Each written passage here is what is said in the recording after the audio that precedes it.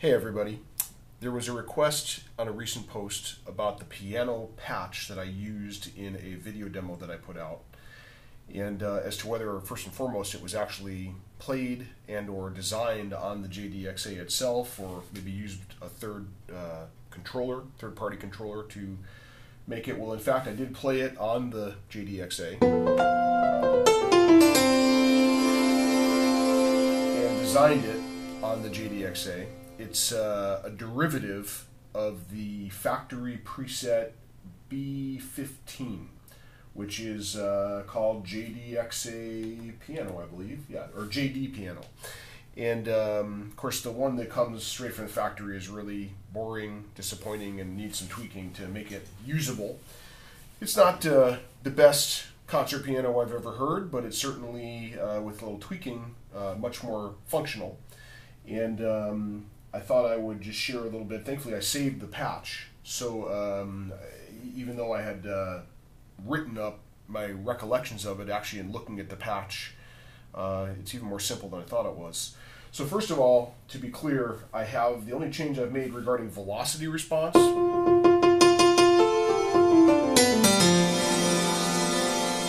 is simply to change the velocity curve to light.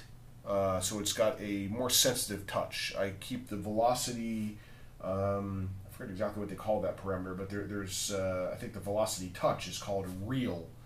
And so you do get the dynamics of velocity. But the lighter touch seems to work heavier for me on this somewhat weak key bed. I know that's insulting, but it's certainly not the key bed of, for example, the chord Kronos, which I have right there. And actually, that's interesting right there, because you can hear, let's see, that's maybe not the best patch, but we can hear a little bit of, not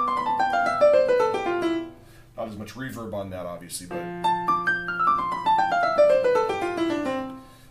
that's just a plain old preset, the German Grand, coming from the Kronos, which is a pretty darn good piano. Now, I could tweak that too, but as compared to what I've done here on the JDXA, and the difference really isn't volume. They're set at about the same volume, to say true.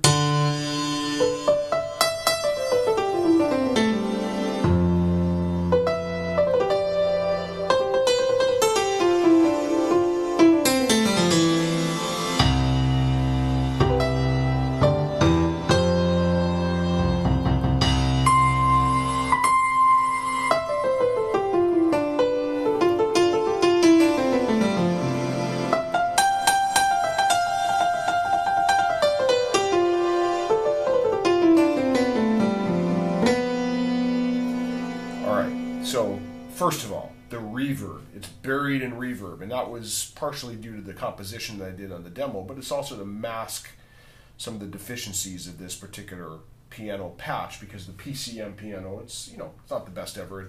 It's not as multi-sampled as others that we might know or hear or have as much dynamics, and the velocity sensitivity of the JDXA as a whole is not fantastic. So the reverb helps a lot. Now, what did I do? I used a very high wet-dry mix. I think I'm at about 64 on the wet-dry mix. And in particular, I adjusted the high-frequency damping all the way down, so it's not damping at all. In fact, so you hear a lot of high-frequency content on the reverb tail. Now, what's cool about the JDXA, if not odd, is that the reverb in the signal chain comes before the TFX. Take a look in the manual. That's odd. Usually the reverb's the last thing in the chain. I don't know why they've done that here, but what's nice about it is I'm able, therefore, on the TFX, I think I did it on TFX 1, because you got 2, I put in a compressor. The key to using the compressor so that you still get the dynamics is to adjust the threshold, and I think that by default the compressor, the threshold is at minus 18 dB, which just blows this thing up. But, and crushes all the dynamics, crushes all the, gives you huge output volume, but crushes the dynamics of the velocity. But I set it to about 9, I want to say, and minus 9 dB, which is about half, and that gives it just enough compression to not only compress the piano and give it some liveliness, but also to compress that reverb tail and kind of blend the reverb tail, which is a high frequency tail, in with the piano. Really also enhancing how this reverb sounds, because the reverb in general, I've commented on this before, is not my favorite thing about the JDXA, but with little work it's okay.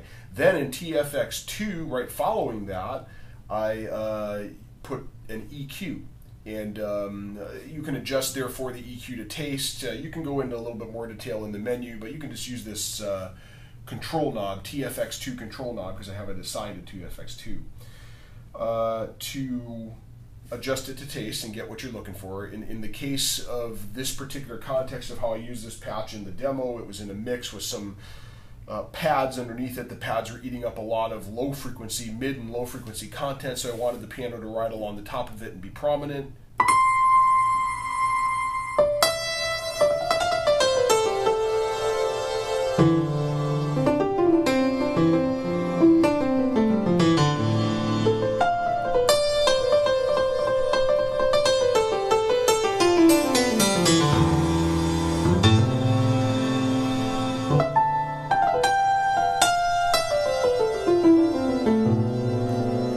And as you can hear, there's a lot of dynamics. It's very light to the touch. The reverb really just blends very well with the piano sound, and the piano itself is crisper. I had written in a post that I thought I used multiple partials or parts to do this, and honestly I didn't. I did it all in one partial. All in one partial, one part, and although you could fill this up, make it more thick, if you will, by using multiple partials and multiple parts. I've done that before. I just didn't do it on this particular demo, on this particular patch. So my recollection was somewhat correct, just not correct to the context of the patch that was being questioned.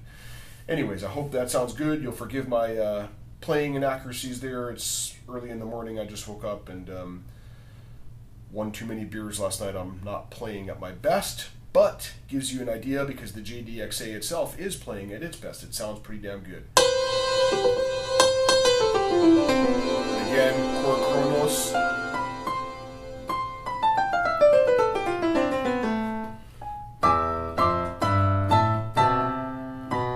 Almost not a fair demo because I haven't tweaked one over the other, but it just lets you know on a $3,200 workstation, which is known for having a very good PCM piano, it's pretty dull and lackluster without its own needing to tweak it. Once you tweak any of these pianos,